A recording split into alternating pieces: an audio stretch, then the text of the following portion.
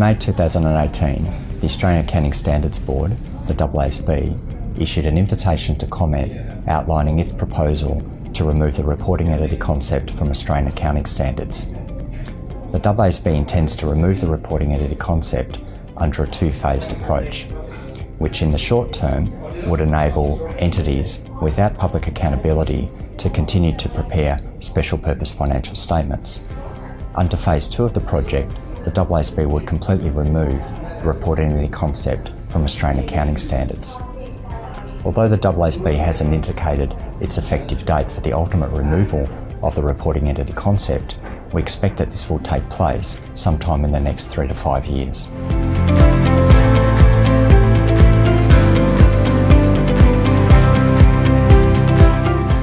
By removing the reporting entity concept from Australian accounting standards, when an entity is required by legislation or otherwise to prepare financial statements in accordance with accounting standards, the entity would be no longer able to prepare special purpose financial statements. In contrast, where an entity is required to prepare financial statements in accordance with Australian accounting standards, the entity would be required to prepare general purpose financial statements in accordance with the recognition and measurement requirements and disclosure requirements of Australian accounting standards.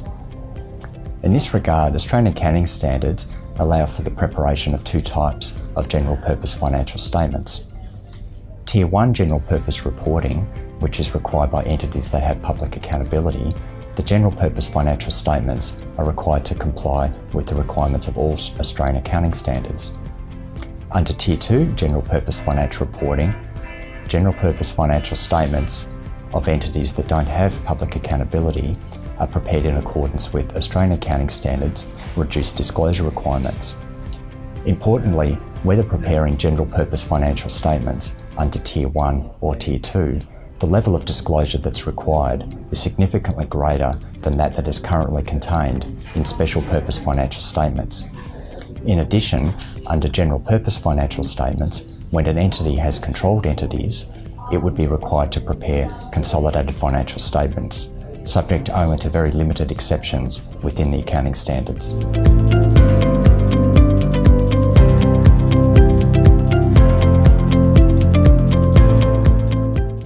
In order to partly mitigate the financial reporting burden of these changes on affected entities, the AASB intends to amend the requirements for Tier 2 general purpose financial reporting.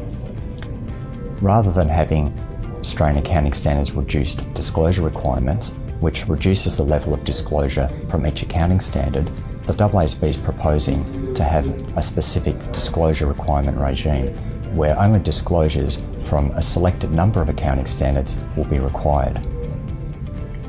The AASB proposes that these selected accounting standards would cover the general presentation of the financial statements, including statement of cash flows, and also disclosures about accounting policies, accounting estimates and errors, revenue from contracts with customers, income taxes, related party disclosures, and impairments of assets.